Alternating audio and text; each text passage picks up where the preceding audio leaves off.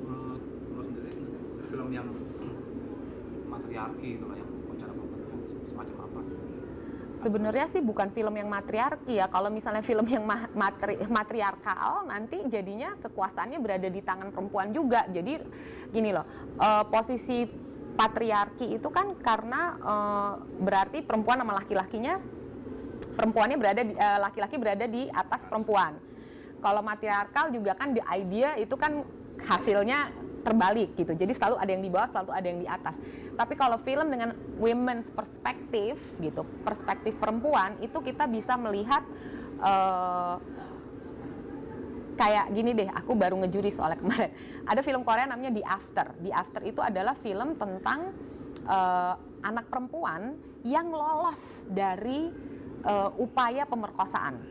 Lolos dia, karena tiba-tiba instingnya dia berjalan dan dia kabur. Disuruh sama si pemerkosanya untuk masuk ke dalam mobil, pasti pakai seragam, guru lo kecelakaan, lo harus ikut gue, gitu, pulang sekolah. Tapi ketika dia mau buka pintu mobil, dia langsung enggak gitu, gue masuk apa enggak ya, gitu. Akhirnya dia kabur, dan dia tuh langsung telepon gurunya, ternyata baik-baik aja gitu. Dan akhirnya tapi temannya yang kemudian menjadi korban, karena teman ketika si laki-laki itu mencari korban berikutnya, temannya anak sekolah itu masuk gitu. Dan dia ngerasa guilty banget. Film itu it's about her guilt. Dia merasa lega at the same time, tapi dia merasa guilty, kenapa terus temen gue yang harus kena gitu. Itu tuh kita bisa merasakan bahwa ini film tentang rape victim, walaupun dia juga yang satu mati, yang satu enggak.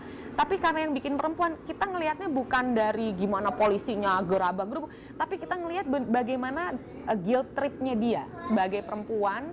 Terus udah gitu, walaupun dia akhirnya dia menjadi saksi di dalam persidangan dan segala macam, tapi benar-benar perspektifnya perspektif dia gitu.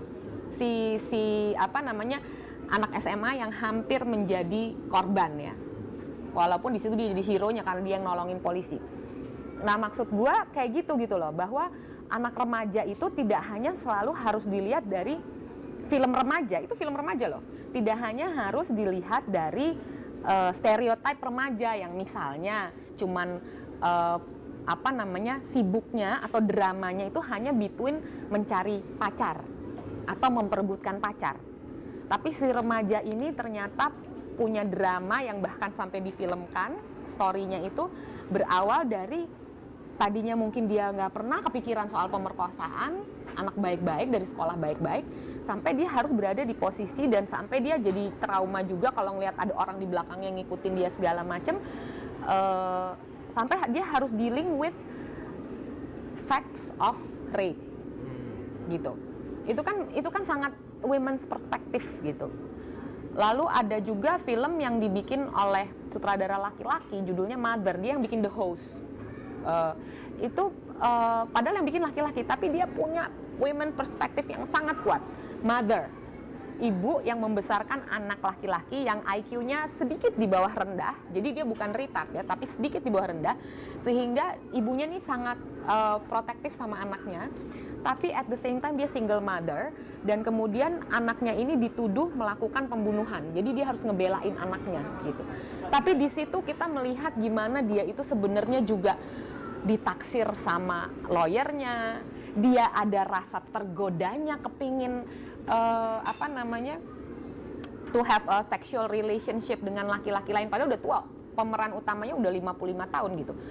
Dan kemudian at the end of the story dia juga kemudian dia ikut tour khusus cewek-cewek yang kemudian di bus tuh mereka semua dansa-dansanya tuh yang quite sexual gitu, dipasangin musik disco Korea lah ya. Itu kan kita jarang ngelihat perempuan 55 tahun mempunyai dimensi yang sangat multiple dimensionnya multiple banget.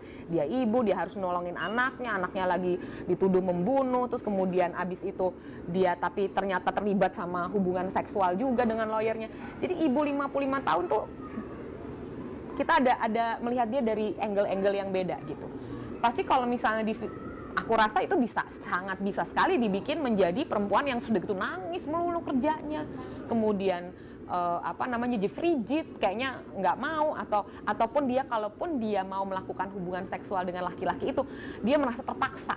Jadi seolah-olah perempuannya ini sebenarnya nggak punya hasrat, seksualitas gitu. Nah itu maksud gue, kalau dibikinnya seperti itu nggak mungkin film itu masuk ke festival ini gitu untuk diseleksi, karena dia menunjukkan hasrat juga, dia manusia gitu, dia punya hasrat juga, sehingga akhirnya film ini menjadi sangat multidimensional. Jadi contohnya itu gitu loh, bahwa kenapa perempuan tuh kayaknya kalau udah dia perannya ibu, pokoknya dia nggak boleh deh mempunyai sexual desire. Kalau dia udah jadi perannya ibu, dia nggak boleh deh pengen pergi ninggalin anaknya kemudian ikut tur disco di dalam bus gitu loh. Padahal kalau misalnya itu laki, pasti kan laki juga lagi sedih, perlu lah pelepasan seksual, namanya manusia, ya kan? Nah yang kayak gitu-gitu kayaknya kalau gue sih percaya itu harus ada di film Indonesia gitu. Di kita ada nggak? Penggambaran multidimensional dari perempuan seperti itu tuh harus ada sekarang gitu. Nah, menurut gue sih ada ya, di beberapa film ada menurut gue, tapi sangat sedikit gitu. Masih sangat sedikit.